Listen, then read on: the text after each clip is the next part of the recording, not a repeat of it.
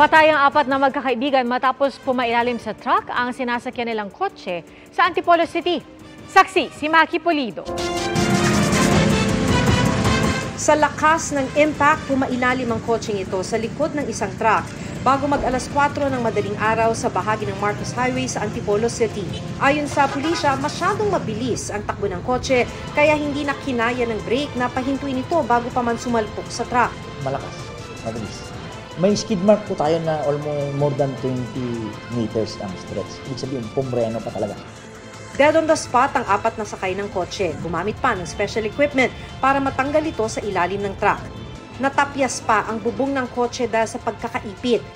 Ayon sa driver ng truck, pabalik na sana siya sa garahe sa Marikina City nang maganap ang aksidente. Maliban sa kotse ng mga biktima, wala raw siyang napansing ibang sasakyan bago at pagkatapos ng banggaan. Nung bumangga sa amin, wala din kasunod na sasakyan. Bigla lang may kumalabog. Mga sa ano na yun sa 300 meters na yun. Ang layo sa U-turn, malakas, sumabog. Yung gulong ko na reserba, yun pala sumabog. Ang magkakaibigang sakay ng kotse, edad 21 hanggang 22. Ang nagpakilalang tiyuhi ng driver tanggap na mabilis ang pagkakamaneho ni Juanito Magsino. Mabait naman yung driver niyan, lalo ng kalsada, medyo matulin. Criminology students ang dalawa sa mga nasawi. Ang bunso ni Marivic na si Lawrence Ivan Jose, ambisyon daw maging pulis. Sinundo nga lang po ng kaibigan niya, yung driver. Di ko tanggap. Malambing pa naman yung anak ko na yun. Nag-aaral yun ng pulis.